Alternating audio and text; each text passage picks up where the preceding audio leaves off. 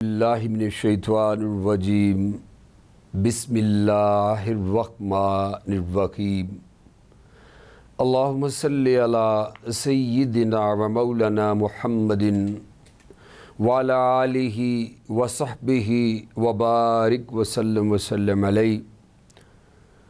الحمدللہ، اللہ تبارک و تعالیٰ کا شکر ادا کرتے ہیں کہ جس رب کریم نے ہمیں محرم الحرام کے حوالے سے اسلام کا وہ مبارک مہینہ جس میں ہمارا سن ہجری بھی شروع ہوتا ہے اور سال کا آغاز بھی ہوتا ہے، اللہ تبارک و تعالیٰ نے اس مہینے کو بڑی شان اور شوکت سے نوازا، اور اس میں اللہ تبارک و تعالیٰ نے ہمیں وہ عظیم قربانیاں دی گئیں کہ رہتی دنیا تک یہ یاد رکھی جائیں گی۔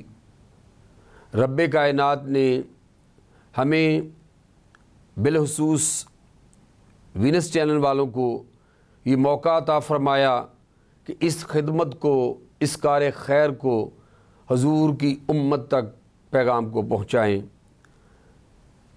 میرا نام کلیم احمد شاہ ہے اور ہم اپنی گفتگو کا آغاز کرتے ہیں قرآن پاک کی سورہ شعراء کی سورہ احزاب کی آیت نمبر 33 سے۔ اللہ تبارک و تعالیٰ نے اہل بیت اطہار کی شان کے اندر یہ آیت نازل فرمائی، انما یرید اللہ لیذہب عنکم رجس اہل البیت ویطہرکم تطہیرا۔ اللہ کریم کا بیان ہے کہ رب کائنات نے ارشاد فرمایا کہ اللہ تعالیٰ تو یہ چاہتا ہے کہ اے اہل بیت اطہار، تم سے ہر قسم کے گرد اور غبار کا نقص اور شائبہ تک بھی دور ہو جائے۔ یہ رب کائنات نے قرآن پاک کی سورہ احزاب کی صورت میں بیان فرما کر اہل بیت اطہار کی جو شان ہے وہ رب کائنات نے بیان فرمائی۔ ہم جس طرح اہل بیت اطہار اور حضور پاک صلی اللہ علیہ وسلم کی ذات والا شان، ہمیشہ سے ایک چیز یاد رکھیے گا کہ یہ نبی پاک صلی اللہ علیہ وسلم کی ذات اقدس امت مسلمہ کی لیے ایمان کا مرکز محور ہمیشہ سے رہی ہے، اور اس وقت سے آغاز آج 1446 ہجری ہے۔ جب ہجرت کا آغاز ہوا تو تاجدار کائنات صلی اللہ علیہ وآلہ وسلم کو اس دور میں بھی بہت ستایا گیا، پریشان کیا گیا۔ اسی وجہ سے ہجرت کی گئی۔ ہجرت کا معاملہ ہوا، مکہ کے سردار، بڑے بڑے سردار جو آپ کی دعوت کو پسند نہیں کرتے تھے، حالانکہ تاجدار کائنات حضرت محمد مصطفیٰ صلی اللہ علیہ وآلہ وسلم ہمیشہ سے درگزر، معاف کرنا یہی تعلیم دیتے تاکہ دنیا اس عارضی جو زندگی ہمیں ملی ہے اسی کے اوپر فوکس کر کے نہ رہ جائے، بلکہ اپنی آخرت کو مد نظر رکھتے ہوئے اپنے اعمال کو اتنا خوبصورت کرے کہ بندے کو اپنی آخرت کی فکر بھی ساتھ ساتھ کرنی ہے۔ یہی دعوت پہلے انبیاء کی بھی تھی، اور یہی دعوت ہمارے پیارے نبی صلی اللہ علیہ وآلہ وسلم کی بھی تھی۔ آپ کو بھی ستایا گیا، آپ کو بھی تکلیفیں دی گئیں، بلکہ آقا کریم صلی اللہ علیہ وآلہ وسلم نے یہاں تک ارشاد فرمایا کہ ہم گروہ انبیاء کو بہت زیادہ ستایا گیا ہے۔ قوم عاد ہے، قوم سمود ہے، ان ہر قوم نے انبیاء کو پریشان کیا، دکھ دیے، تکلیفیں دیں۔ یہی کام ہمارے پیارے نبی صلی اللہ علیہ وآلہ وسلم کے ساتھ بھی ہوا، ورنہ آپ کو ہجرت نہ کرنی پڑتی۔ ہجرت کرنے کی وجہ یہ تھی کہ آقا کریم کی طبیعت میں امن تھا، سلامتی تھی، درگزر تھا، معاف کرنا تھا۔ آقا کریم ہر وقت اس چیز کا پرچار کرتے تھے۔ کچھ طبیعتوں کو یہ چیز پسند نہیں تھی۔ ہمارے پیارے نبی صلی اللہ علیہ وسلم کو ہجرت کا حکم ہوا، آپ وہاں سے ہجرت کر گئے۔ یہ ہجرت کا سن بھی اسی وقت شروع ہوا، تو آپ نے اس وقت پھر مدینہ پاک میں ہجرت فرمائی، اور مدینہ پاک میں بڑے محبت والے ملنسار وہ وفادار ساتھی تھے کہ جنہوں نے آپ کو دل و جان سے ویلکم کیا، خوشی کا اظہار کیا کہ آپ ہمارے پاس آ گئے ہیں۔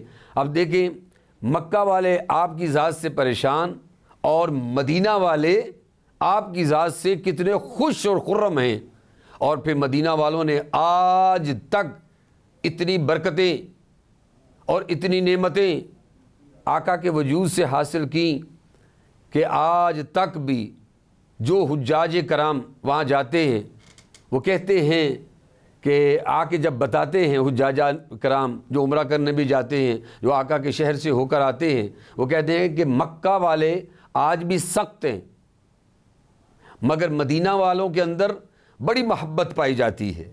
آج بھی وہ ہر ایک کو بلاتے ہیں اپنے دسترخوان پہ بھی، حاجی ہمارے پاس آ کے بیٹھیں، حاجی ہمارے پاس آ کے بیٹھیں۔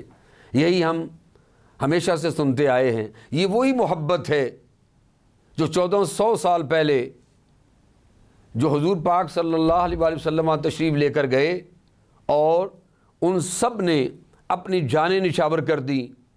سیدنا ابو ایوب انصاری کے گھر جب آقا کریم کی ڈاچی وہاں جا کے رکی تو فرمایا ہم اس گھر میں ٹھہریں گے۔ وہ گھر بھی ایک طب اول بادشاہ تھا جس نے یہ گھر خانہ کعبہ کا غلاف چڑھایا تھا، اور سب سے پہلا خانہ کعبہ کا غلاف چڑھانے والا بھی یہی بادشاہ تھا۔ یہ وہ بادشاہ تھا، اس کی بڑی ہیبت تھی، اور پھر اسی نے جب بڑے جاہ و جلال و لشکر کے ساتھ چلتا تھا، مگر جب خانہ کعبہ میں داخل ہوا تو دیکھا کہ اس کا استقبال کسی نے نہیں کیا۔ یہ غصے میں آ گیا، اس نے سوچا کہ میں معاذ اللہ خانہ کعبہ کو معاذ اللہ مسمار کر دیتا ہوں۔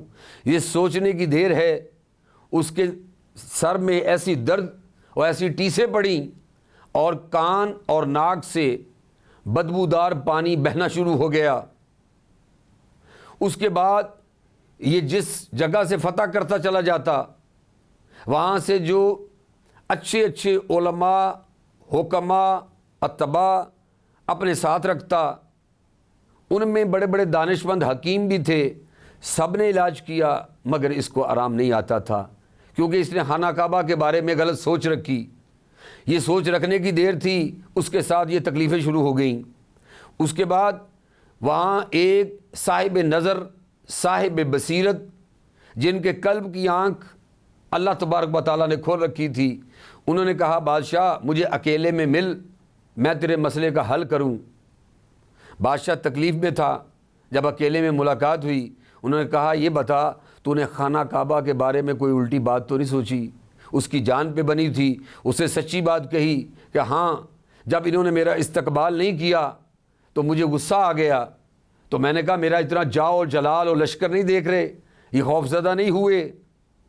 وہ خانہ کعبہ والے سردار کسی کو نہیں مانتے تھے، وہ خانہ کعبہ کے اوپر چونکہ وہ متولی بھی تھے اور وہاں کے رہائشی بھی تھے، انہیں ایک مان تھا خانہ کعبہ پر، اور اس لیے وہ کسی کو بھی نہیں مانتے تھے۔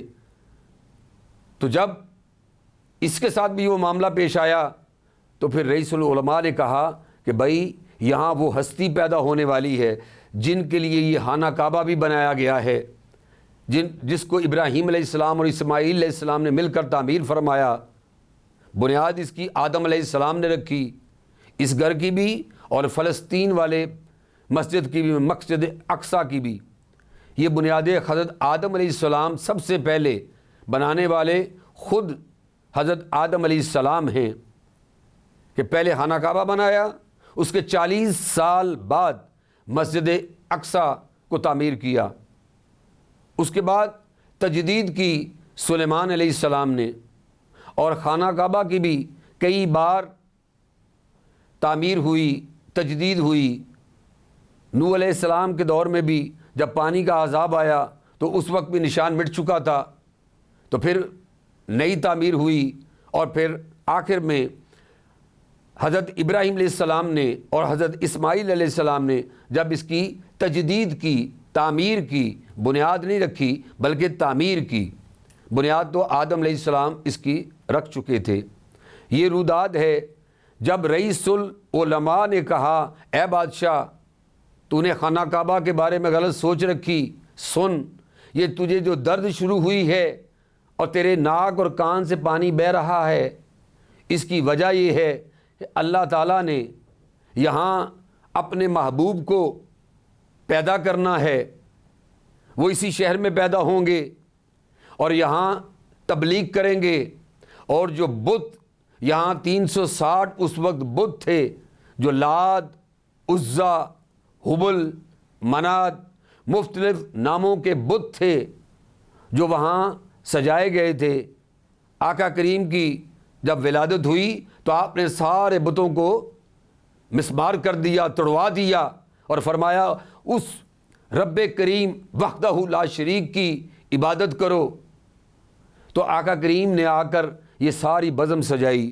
تو طب اول کو جب اس رئیس العلماء حکماء نے یہ کہا کہ تیری توبہ تب قبول ہوگی کہ تو فوراً وہ جو ہستی پیدا ہونے والی ہے ان کے اوپر ایمان بھی لا اور توبہ بھی کر۔ وہ ڈر گیا، اسی نے اسی وقت توبہ کی، اور اس کے سر کی درد بھی ختم ہو گئی، اور اس کے کان اور ناک سے جو بدبودار پانی بہہ رہا تھا وہ بھی بند ہو گیا۔ ناظرین، یہ خانہ کعبہ کی روداد تھوڑی سی میں نے اس لیے سنائی کہ آپ کو بتاتا ہوں کہ آگے اس کا ریلیونٹ محرم الحرام کے ساتھ کیا ہے۔ پہلے ہم حضور پاک کی بات کرتے ہیں تاکہ جب اس طب اول بادشاہ کی توبہ قبول ہوئی، خانہ کعبہ اور حضور پاک صلی اللہ علیہ وسلم کی ولادت کا سن کر، اس کی عظمت کا سن کر وہ طائب ہو گیا۔ جب طائب ہوا تو کہا یہاں سے نکلو، ہم یہاں سے چلتے ہیں۔ جب وہاں سے نکلے تو لمبا سفر کرتے کرتے کردر، اس وقت پیدل سفر دنیا کرتی تھی، اتنی جدید سہولیات تو نہیں تھی۔ جب وہ ایک علاقے میں پہنچے، کافی سفر کرنے کے بعد تو اپنی سواریوں کو وہاں پانی پلایا۔ جب پانی پلایا تو 4000 حکماء، عالم، بڑے بڑے اہل دانش، اہل بصیرت بھی ساتھ تھے۔ ان سب نے کہا بادشاہ ہم یہاں سے نہیں جائیں گے۔ اس نے کہا کیا وجہ ہے، تم یہاں سے کیوں نہیں جاؤ گے؟ انہوں نے کہا کہ یہیں پر تو وہ ہستی جو وہاں پیدا ہوں گی، جن کی وجہ سے آپ کی توبہ قبول ہوئی ہے، وہ ہجرت کر کے یہاں آئیں گے۔ اللہ اکبر! یہ حضور پاک کی بشارت دے رہے تھے کہ جب وہ وہاں پیدا ہوں گے اور ہجرت کر کے وہ یہاں آئیں گے، اور یہاں پھر مدینہ بنے گا۔ اس وقت اس کا نام یثرب ہے۔ یثرب چشمے کو بھی کہتے ہیں، اس لیے انہوں نے سواریوں کو پانی بھی پلایا۔ پھر بادشاہ، چونکہ طائب تو پہلے ہو چکا تھا، اس نے پھر بادشاہوں والی سوچ والا کام کیا، سب کے لیے وہ 4000 کے لیے گھر بنوائے۔ تو سب سے پہلے مدینہ پاک کی جو آبادی کرنے والا اور تعمیرات کرنے والا یہی بادشاہ تھا، طب اول، جس نے اس کی تعمیر کی۔ یہ سارا مضمون امام بخاری نے اپنی کتاب کے اندر صحیح بخاری شریف میں یہ پورا واقعہ بیان کیا ہے۔ اس کا کچھ حصہ انشاءاللہ ہم تھوڑی دیر بعد، وقفے کے بعد آپ کے پاس حاضر ہوتے ہیں، یہیں سے اپنی بات کا آغاز کریں گے۔ اللہ تبارک و تعالی ہمارا بیٹھنا قبول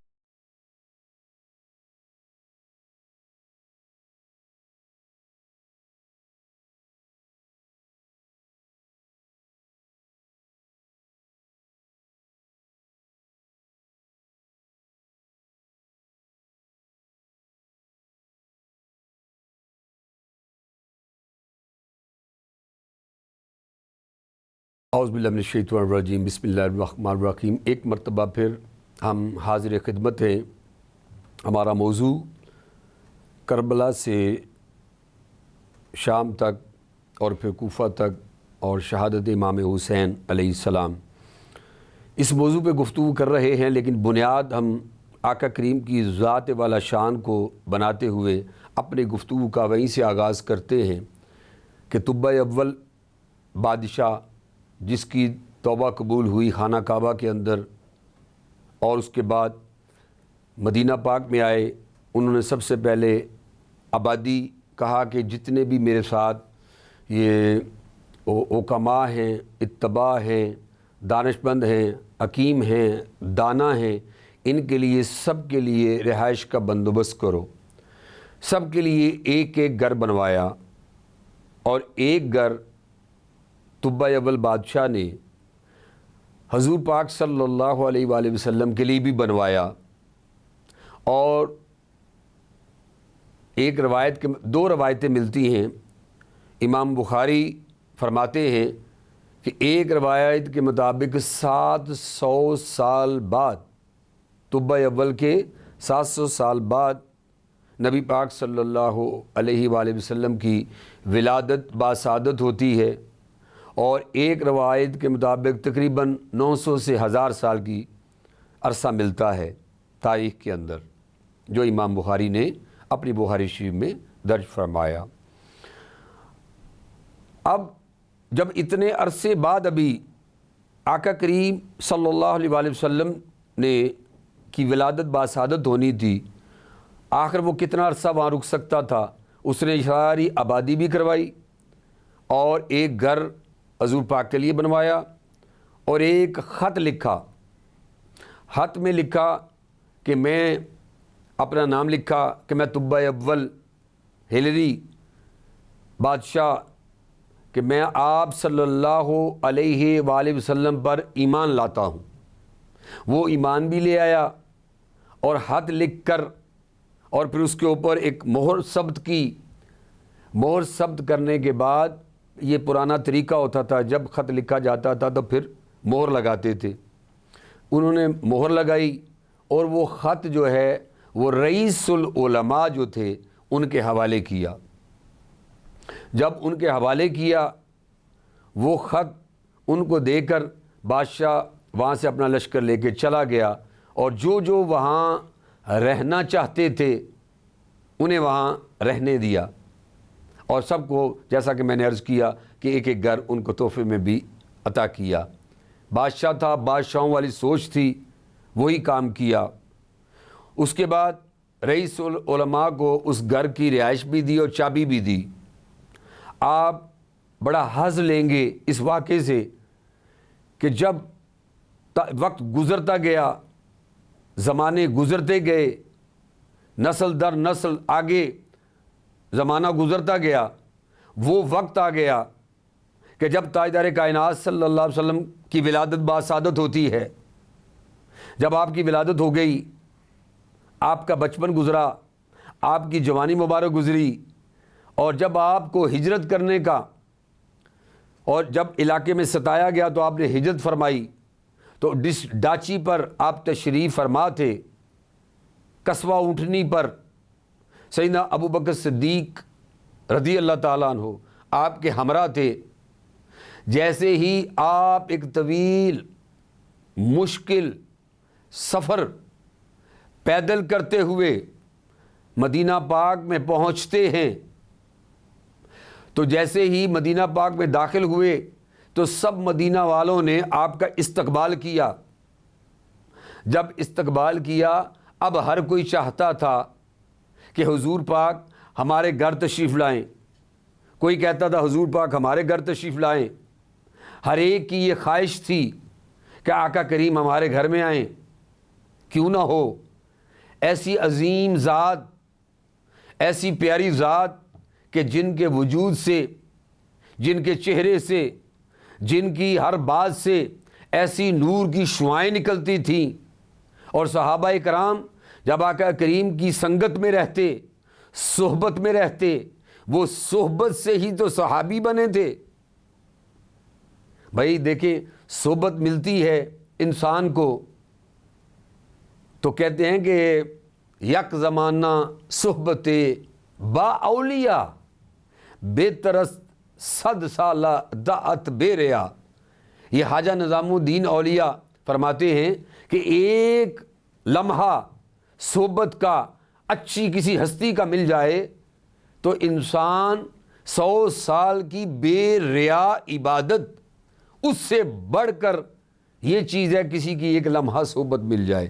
یہ تو ولی کی صحبت کی بات کر رہے ہیں خواجہ نظام الدین اولیاء، مگر یہاں تو تاجدار کائنات صلی اللہ علیہ وسلم کی صحبت کی بات ہو رہی ہے. کہاں ولی کی صحبت، کہاں ہمارے پیارے نبی کی صحبت. اللہ اکبر. دیکھیں وہ صحابہ کرام جو حضور پاک کی صحبت میں بیٹھ کے صحابی بن گئے، اتنے اونچے رتبے پائے.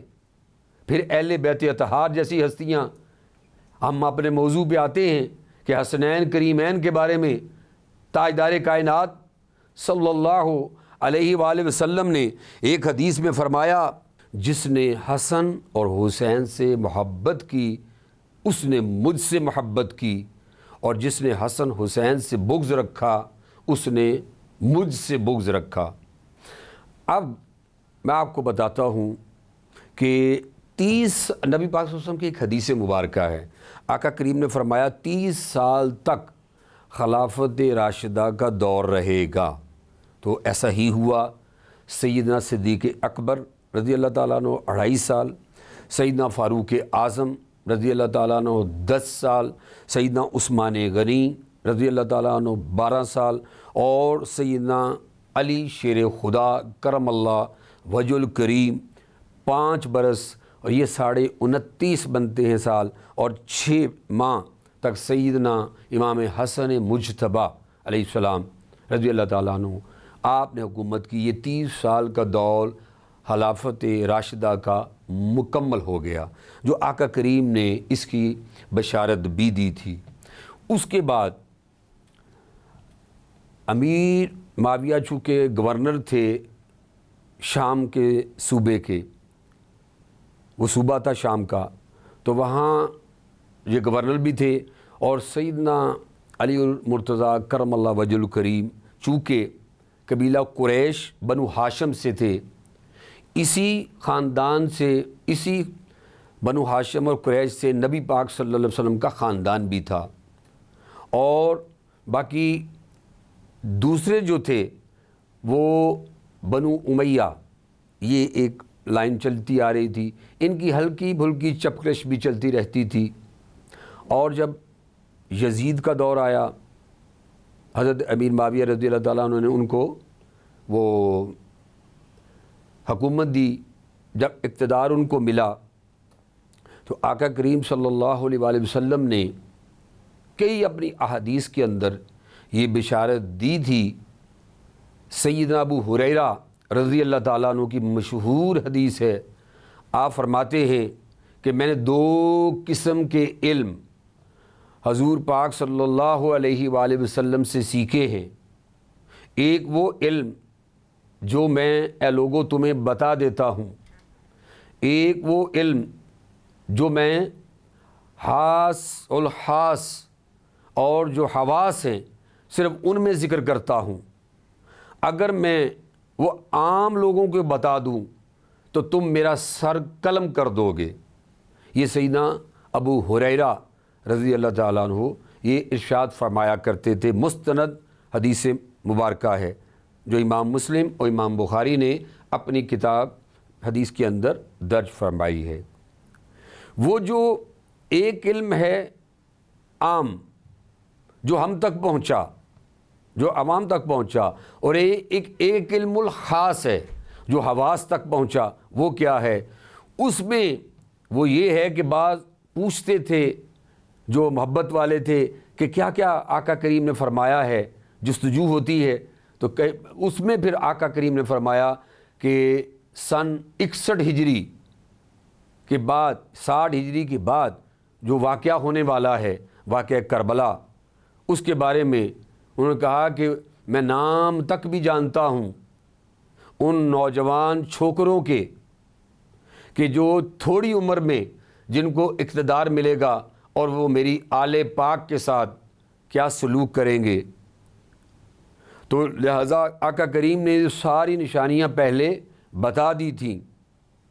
تاجدار کائنات صلی اللہ علیہ وآلہ وسلم اپنی بہت سی احادیثوں کے اندر، یہ تقریباً 40 حدیثیں اس وقت میرے سامنے موجود ہیں، جس کے اندر یہ سارے مضامین متفرق الگ الگ حدیثوں میں آئے ہیں، لیکن جب جمع کر کے اس کو مضمون بنایا جائے تو ایک دن ایک حدیث مبارکہ میں حضرت ام سلمہ رضی اللہ تعالیٰ عنہا سلام اللہ علیہا فرماتی ہیں کہ مجھے حضور پاک نے فرمایا کہ اندر کمرے میں کسی کو نہ آنے دینا، لیکن امام حسن آنکھ بچا کر اندر چلے گئے تو میں پیچھے بھاگتی ہوئی گئی، جب دیکھا تو آقا کریم نے انہیں سینے سے لگایا، گود میں اٹھایا ہوا ہے اور آپ چومتے بھی جا رہے ہیں اور چشمان مقدس سے آنسو بھی بہہ رہے ہیں۔ تاجدار کائنات کی چشمان مقدس سے آنسو بھی بہہ رہے ہیں، روتے بھی جا رہے ہیں اور امام حسین کو چومتے بھی جا رہے ہیں، پیار بھی کر رہے ہیں۔ تو اسی دوران ام سلمہ تشریف لاتی ہیں، انہوں نے کہا کہ بس یہ مجھ سے آنکھ بچا کر اندر آ گئے ہیں، کہتے ہیں میرے پاس ابھی جبرائیل آئے تھے، جبرائیل گئے ہیں اور انہوں نے مجھے بتایا ہے کہ کرب و بلا کی سرزمین پر آپ کے بیٹے حسین کو شہید کر دیا جائے گا، اور مجھے وہاں سے مٹی بھی لا کے دی، کربلا کی مٹی بھی لا کے ان کو پیش کی گئی۔ تو جب یہ پیش کی گئی تو تاجدار کائنات سفید رنگ کی وہ مٹی اپنے پاس سنبھال کے بھی رکھ لی، اور حضرت ام سلمہ کو وہ ان کے پاس رکھوائی بھی تھی کہ جب یہ سرخ ہو جائے تو سمجھ لینا کہ میرا بیٹا حسین شہید کر دیا گیا ہے۔ تاجدار کائنات جب بھی حسنین کریمین کا ذکر فرماتے تو آپ کے نواسے تو تھے ہی، مگر آپ ہمیشہ انہیں اپنا بیٹا کہتے۔ فرمایا علی یہ میرے بھی بیٹے ہیں، سبحان اللہ۔ اس طرح کی محبت تاجدار کائنات صلی اللہ علیہ وآلہ وسلم ان سے فرمایا کرتے تھے، اور امام حسن مجتبیٰ اور آپ کے ہونٹوں سے بوسہ لیا کرتے، اور امام حسین علیہ السلام کی گردن سے بوسہ لیا کرتے۔ آقا کریم کے کوئی بھی فعل تاجدار کائنات صلی اللہ تعالیٰ علیہ وآلہ وسلم کا جو بھی فعل ہوتا اس میں حکمتیں چھپی ہوتی۔ اب ہونٹوں سے بوسہ لینا، آقا کریم دراصل یہ بتانا چاہتے تھے کہ ان کو زہر دے کے شہید کیا جائے گا، اور گردن سے بوسہ لینا آپ کے کوئی بھی اللہ تعالیٰ نے بات آپ سے مخفی نہ رکھی تھی، آپ کو اس لیے بوسہ لیتے تھے کہ یہاں سے آپ کو آپ کی گردن کو معاذ اللہ اس طرح الگ کیا جائے گا، بے دردی کے ساتھ آپ کو شہید کیا جائے گا۔ تاجدار کائنات صلی اللہ علیہ وسلم کی چشمان مقدس سے مسلسل آنسو بہتے جا رہے تھے اور آپ روتے جا رہے تھے۔ اگلی گفتگو انشاءاللہ تھوڑی دیر بعد کرتے ہیں، ایک وقفے کے بعد۔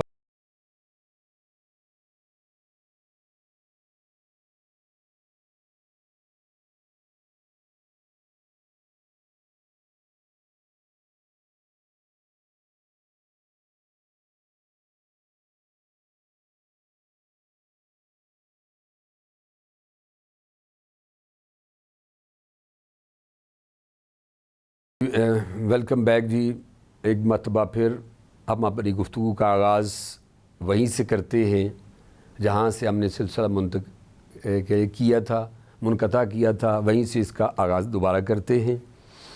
ناظرین، جس طرح آپ آقا کریم صلی اللہ علیہ وسلم کا ایک تعلق حسنین کریمین کی ذات کے ساتھ ایک قلبی حبی تعلق جو میں عرض کر رہا تھا، اب حسنین کریمین کی محبت کا بھی آپ سن چکے۔ اب جب امام علی مقام، جب یزید تخت پہ بیٹھا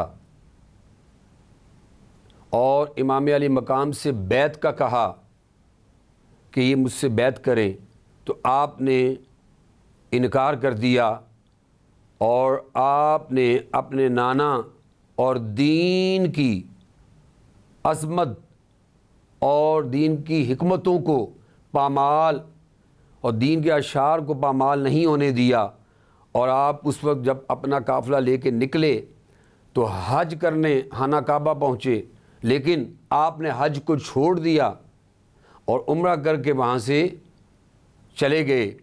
اسی دوران آپ کو وہاں ایک خواب بھی آتا ہے، آپ نے دیکھا کہ سارے مناظر آپ کو دکھائے گئے، کن کن مصائب اور آلام سے آپ کو گزرنا ہے۔ یہ ساری باتیں امام علی مقام واقعہ کربلا اور قافلہ کربلا شروع ہونے سے پہلے تمام باتوں سے باخبر تھے، لیکن آپ نے بڑی جرت، بڑی ہمت، بڑی تمکنت کے ساتھ اس سفر کو طے کیا اور اپنے سارے 72 تنوں کو، نفوس قدسیہ کو لے کر آپ کربلا کی طرف چل پڑے۔ دشوار راستہ، مشکل راستہ اور بہت تنگی والا، بڑے دکھ دینے والا وہ سارا کرب کے معاملات تھے۔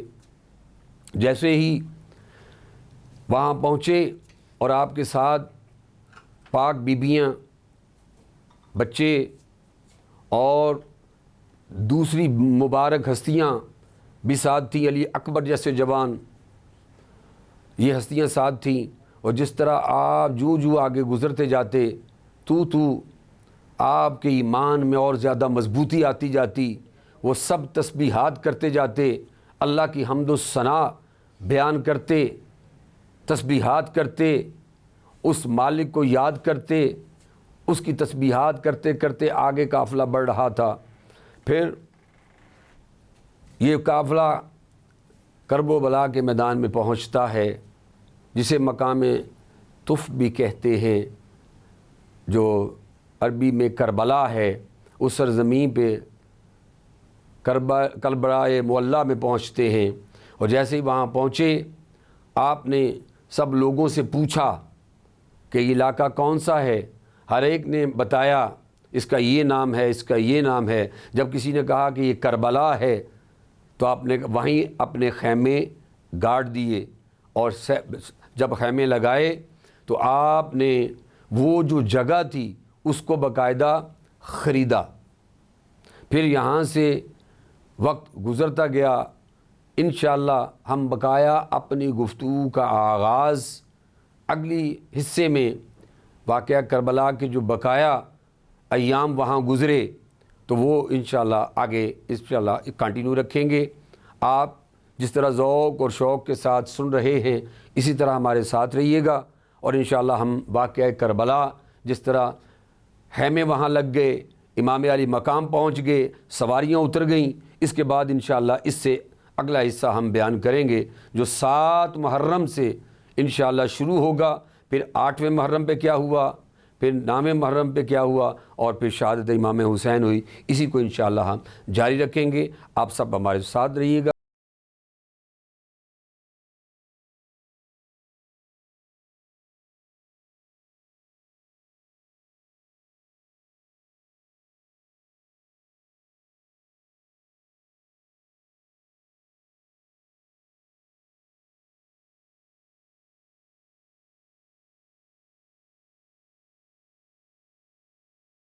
شیطان الرجیم، بسم اللہ الرحمن الرحیم، اللہم صلی علی سیدنا مولانا محمد وعلی آلہ وصحبہ وبارک وسلم علیہ۔ جس طرح میں نے ابھی تھوڑی دیر پہلے عرض کیا کہ خیمے وہاں لگ چکے تھے، پانی جو انہوں نے بند کیا وہ تقریباً 4 محرم کو پانی بند کر دیا تھا دریائے فرات کا۔ اس کے بعد جو وقت آگے گزرتا گیا آل پاک کے اوپر مصائب تو بڑھتے جا رہے تھے، لیکن آپ کی تسبیحات اور اللہ کا ذکر کرنا بھی ساتھ ساتھ بڑھتا جا رہا تھا۔ آپ کو ایک ایمان افروز، دل ہلا دینے والا واقعہ بھی بتاتا ہوں کہ جب امام علی مقام کی صاحبزادی نے آپ سے پانی مانگا، آپ اس بچی کو لے کر خیمے کے پیچھے گئے اور آپ نے اپنا پاؤں مبارک زمین پہ مارا، اسی وقت چشمہ وہاں سے پھوٹا۔ تو فرمایا بیٹے ہم پانی کے محتاج نہیں ہیں، یہ پانی ہمارا محتاج ہے۔ اللہ اکبر۔ اس کے بعد اس بچی نے جب تک واقعہ کربلا مکمل نہیں ہوا آخر تک اس بچی نے پانی دوبارہ نہیں مانگا۔ یہ تھے وہ شہزادے اور شہزادیاں اور چھوٹے معصوم بچے اس وقت بھی ساتھ تھے۔ لیکن آپ اس واقعے کے اندر غور تو کریں، وہ امام علی مقام جن کے در سے، جن کی خدمت کرنے سے انسان کو ولایت ملتی ہے۔ آپ نے وہ سنا ہوگا شعر کہ منظر فضائے دہر میں سارا علی کا ہے، جس سمت دیکھتا ہوں نظارہ علی کا ہے، اور کل کا جمال جزو کے چہرے سے ہے عیاں، گھوڑے پہ ہیں حسین نظارہ علی کا ہے۔ دوستو واقعہ کربلا کو دیکھیں، اور یہ مولا علی شیر خدا کی اولاد ہے، یہ وہ نفوس قدسیہ ہیں، یہ وہ مبارک ہستیاں ہیں کہ ان کے در سے خیرات پانے والی، آپ خادمہ کو دیکھیں، اس گھر کی خادمہ، ان کا حال یہ تھا، آپ ضعیف ہو گئیں، بہت ضعیف ہو گئیں۔ حضرت ابراہیم بن ادم فرماتے ہیں کہ ہم حج پہ جانے لگے، پیدل تھے، اس وقت پیادہ سفر ہوتا تھا، گھوڑوں پر، اونٹوں پر سفر ہوتا تھا، تو ہم نے قافلہ تیار کیا۔ ایک بڑھیا مائی آئی، انہوں نے کہا میں بھی ساتھ جاؤں گی۔ ہم نے کہا آپ ضعیف ہیں، آپ رک جائیں، آپ کے لیے جانا مناسب نہیں ہے، دشواری ہوگی، مگر وہ باضد تھی، میں نے جانا ہے۔ حضرت ابراہیم بن ادم کہتے ہیں میں نے اچانک دیکھا غور سے، وہ ایک سائڈ پہ ہو کر دعا کر رہی ہیں۔ جیسے ہی انہوں نے دعا کی، ہاتھ ابھی نیچے نہیں کیے، غیب سے ایک اونٹ آیا، اس پر بیٹھی اور وہ غائب ہو گئیں۔ ہم جب کہتے ہیں یہ منظر میں دیکھا، پھر میرے ذہن سے محو ہو گیا۔ اس کے بعد جب خانہ کعبہ ہم پہنچے، وہاں طواف کر رہے تھے، تو وہاں طواف کے دوران دیکھا وہ بڑھیا مائی وہاں بیٹھی ہوئی، وہاں ہم سے پہلے پہنچی ہوئی۔ میں ان کے پاس گیا، جا کے پوچھا بی بی جان آپ کا نام کیا ہے؟ انہوں نے کہا میرا نام فضا ہے۔ وہ مائی فضا ہے۔ آپ اندازہ کریں، ابراہیم بن ادم کی چیخ نکل گئی کہ یہ ان کے در کی خادمہ ہیں، کہ ان کے انہوں نے صرف دعا کی اور غیب سے اونٹ آ گیا، اسی وقت آ گیا، اور آپ اس پہ سفر کر کے اپنی منزل مقصود پر پہنچی، جہاں ابراہیم بن ادم انہیں بڑھاپے کی وجہ سے ساتھ نہیں لے کے جا رہے۔ ادھر دیکھیں کہ یہ وہ ہستیاں ہیں کہ جن کے قدموں میں بیٹھنے والے دعا کریں غیب سے سواریاں آ جائیں، اور ان ہستیوں کا عالم خود کیا ہوگا، ان کے تصرف کا عالم کیا ہوگا۔ لوگ ان کی پیاس کے واقعات بیان کرتے ہیں، لوگ ان کی تکالیف کے واقعات بیان کرتے ہیں۔ بے شک ظاہری طور پہ بڑی تکلیف، بڑے مصائب، بڑے علام تھے۔ جیسے ہی جو وہاں کا وقت گزرتا گیا، جیسے ہی 7 محرم آئی، اس وقت تو ہر چیز ان کے پاس تقریباً ختم ہو چکی تھی، اور بہت عجیب عالم تھا، اور اس کے باوجود ان ہستیوں نے ایسا صبر کر کے دکھایا۔ اگر کسی نے سبق کا لیسن لینا ہے تو وہ واقعہ کربلا سے لے۔ اگر کسی نے شکر، آج ہم نعمتیں اللہ نے ہمیں کتنی کتنی عطا کر رکھی ہیں، لیکن اس کے باوجود ہماری زبانوں پر ناشکری رہتی ہے۔ ہمیں صبر اور شکر کے مناظر دیکھنے ہیں تو واقعہ کربلا دیکھیں، اور ان ہستیوں کا صبر دیکھیں، پھر بھی انہوں نے نہ پردہ چھوڑا، نہ عبادت چھوڑی، نہ تسبیحات چھوڑی۔ اللہ تبارک و تعالیٰ نے انہیں کن کن مقامات سے گزارا، ہر مقام سے ثابت قدم رہے۔ میں کہنا یہ چاہتا ہوں کہ دیکھیں، جن کے دعاؤں سے اگر امام علی مقام ہاتھ اٹھا دیتے، اللہ کی عزت کی قسم اتنی بارش ہوتی کہ وہاں بارش جب تک امام علی مقام چاہتے بارش ہوتی رہتی، جب تک آپ نہ چاہتے بارش نہ برستی، آپ چاہتے تو بارش ہوتی رہتی، تو سوچ بارش بند ہی نہ ہوتی، یہ مقام تھا۔